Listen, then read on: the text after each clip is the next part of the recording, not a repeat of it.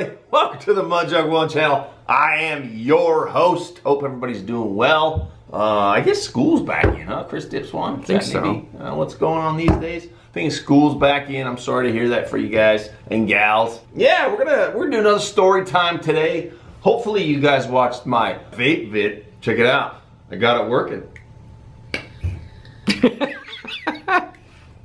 You sure did.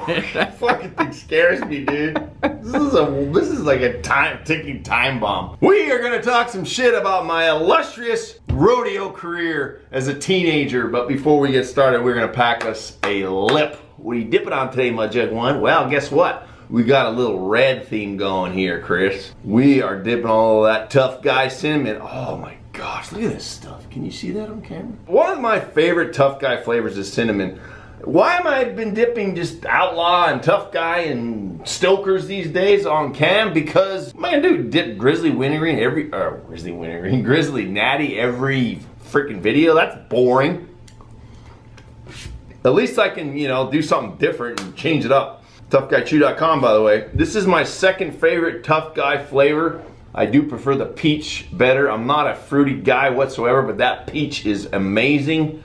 We need a mud jug to spin in. Brand new mud jug of the day is the red cryptic. Look at that shit. Chris, can you get a good shot on that? Freaking sexy, dude. That is sexy. See, I'm matching. I'm color coordinating here. I need some Tough Guy e-liquid that's red. What the hell, George? Stuff tastes like big red gum, man. If you don't like big red gum, then fuck you. Is that how it goes, Chris Tips? Yeah, if you don't chew big red, then you. We're gonna do a little story time about my rodeo day career. My dad, he's always been a horse guy. I grew up on a farm and my dad always had horses. He always went riding horses. Then he got into team roping. He was never a big calf roper. He was into team roping. He started doing rodeos. And around that time, my dad always wanted me to be a cowboy. And I never really got into it. I was allergic to horses, number one. And they shit everywhere, number two. And they were a pain in the ass to keep. You had to feed them and shit. My horse actually had handlebars and drank gas, that being my dirt bike, or dirt bikes that I always had. But I gave the rodeo thing a shot when I was 14. So a good friend of my dad's, Wayne Fritz, crazy son of a bitch, man, that guy's crazy. Good dude, but just nuts. He was a bareback rider. So he showed me the ropes, so to speak, and taught me what to do and what not to do, and I borrowed his gear and started riding bareback. Then I dabbled riding a couple bulls. I didn't like that because I smashed my leg up inside the chute and actually fractured my leg. Still got a scar. You want to see it, Chris? I'm good, dude. Okay. And I started going to rodeos. I think I won a buckle or two. I don't even fucking remember. A buckle? What's a buckle? So when you go to rodeos, you know, there's an entry fee, etc. And usually you don't, like some of these local shit rodeos, right? Mm-hmm. They're not very big at all. If you win or you get second or third or whatever, they're different. I don't know what they're like now, but this was 20 million years ago, of course.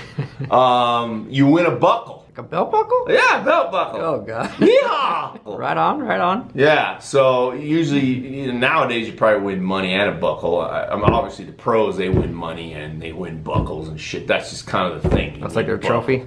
Yeah, like a trophy, but a buckle. So you can wear it in the beer gardens after and pick up all the fat heifer cowgirls. You know what I'm saying?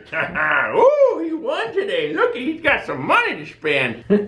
So yeah, I would go with my dad. We'd load up and we'd take off for the weekend, and he would rope. He would team rope at certain rodeos, and I would ride bareback. And yeah, it was quite an experience. And then my dad and his buddies would get shit-faced drunk in the beer gardens. You know what a beer garden is, Chris? Of course I do. Okay, okay.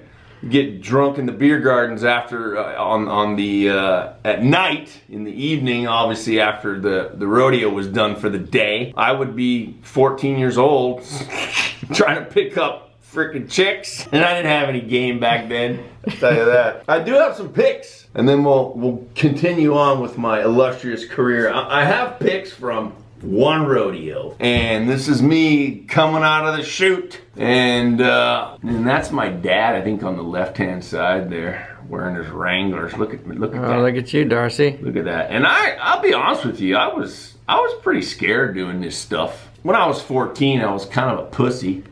I don't even know how I was able to do this. I'd like to give this shit a shot nowadays just because I have a way more upper body strength than I used to. And 2.1 seconds later, there's the dismount. Holy shit, Darcy. You're flying, bro. You're like Michael Jordan in that shit. Oh, man. Exactly. Now, you keep saying the word bareback. It's like riding a horse without a condom, or what? Yeah, so there's two types basically. There's saddle bronc and there's bareback. So a lot of people who watch this will know, but this picture kind of shows that there's a rigging. It's called a rigging right there. Just basically a piece of leather with some pad on it and a thing to put your hand through. You used to wear a glove with rosin on it and get that thing in there as far as you can, because as soon as that horse jumps out and does that first jump, it's gonna blow your hand out. And then saddle bronc, you see the guys, they actually have little saddles, or special saddles, they're not a normal saddle. They have a rope. They hold on to the rope that's on a halter on the horse, right? And they don't have a horn on the saddle, and then they spur differently than bareback. Right so on. that's why. So basically, minus the rigging, yes, Chris, it's like riding bareback, like riding without a freaking condom, okay? It's just dangerous, bro. Shit. You mentioned getting your leg being smashed on the gate, right? Yeah, on the chute, coming out of the chute, I got my leg smashed that was actually riding bulls. So my bull riding career was shortened. I remember being in the freaking pickup, going all the way to the hospital, crying like a little bitch. Well, I was 14, so I was a little baby. And my leg hurting like fucking hell. So I didn't ride bulls for very long. By the way, Outlaw hit 1 million subs. Apparently he's gonna ride a bull. Hopefully it's not one of them little bitch bulls that I rode.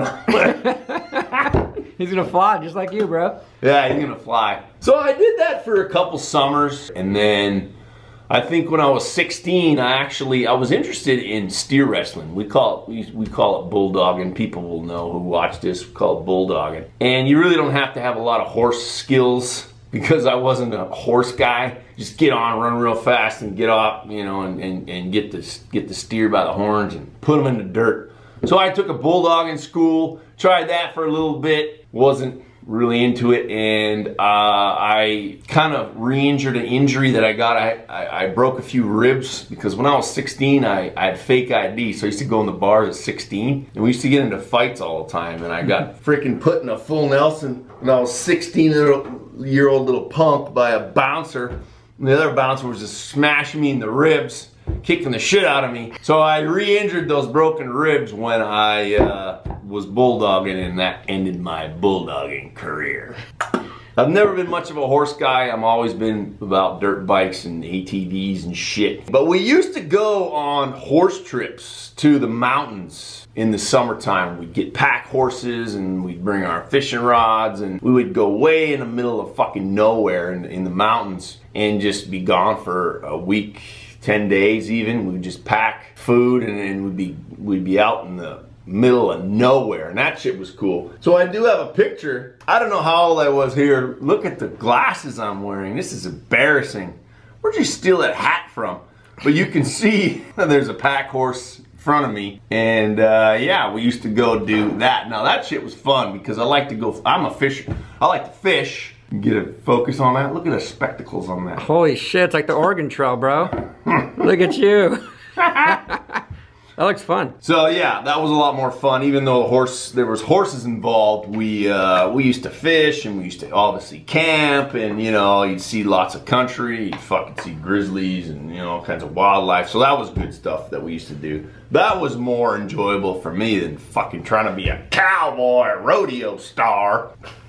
I do remember though, at these rodeos, man, we used to, if there wasn't a beer garden, they'd have what's called a social. There's a social tonight, which is basically a party where they'd have a band and somebody singing, and they'd have freaking booze, and people would people would just, you know, cowboys. You know what cowboys do, Chris, right? Get trashed, bro. Get trashed. And I remember being at those socials and people getting hammered and there'd be fights all the time. Here I am, 14 years old, like, okay. No wonder when I got older I started to get into fights in the bars all the time and stuff. That was just like the norm, man. I don't know. Hilarious though, people getting shit-faced, fighting, old people there fighting, good God. So now, you know, I have no interest in doing that shit. I have a cousin who actually is a professional calf roper, and my dad, he still dabbles. He likes to team rope still. It's not quite the way it used to be when he was younger, but you know how it is when you get old, right, Chris? Oh, yeah. But yeah, that's just not my thing. A lot of people have asked me to talk about my rodeo career and my cowboy days, and that's really the extent of it. I hope I didn't disappoint people. Now my life consists of dip and a little bit of... Oh, God. Damn, that's that vanilla shit. Oh, it feels weird coming out of the nose. Dude! Smells good. Makes your nose like... Runny? Runny. Blow it out of your ass, bro. Dude, I'm telling you, I like the flavor of that stuff, but it just, I don't like shit in my lungs. Like, I don't know, I have sensitive lungs or something. I just, anything like secondhand smoke or freaking marijuana or any of that shit just fucking kills my lungs, man. I don't know how people do that. And then they have these Juuls and these salt nicks and shit that has way more potent. I don't even know how people do that shit. I couldn't smoke. It would just kill me. Literally would kill me. So grab you a red cryptic mud jug if you want to be cool like me. If you haven't tried cinnamon, I suggest you do it. People who have tried it want to know in the comments what you guys think. What's your favorite tough guy dip? Or do you like Outlaws dips better? Which one do you like? And I want to know how people like that peach, because I really like that peach. It shit's freaking good. This is my everyday. I can't do Stokers every day. I can't do Tough Guy or Outlaws dip every day. This is it. The Grizzle, the Griznatty. I'm hoping I can kiss my ass. So I'll leave you with this. Always reach for that can, because if it ain't dip, it ain't shit. If you ain't packing, you slacking. And if you like them fat heifers, boy, maybe you should have been a cowboy. I'm out. Lower power. God damn it, lower power. Fuck you, Mo. Lower power. See, why can't shit just be easy? Ooh, I don't know. Does that sound right?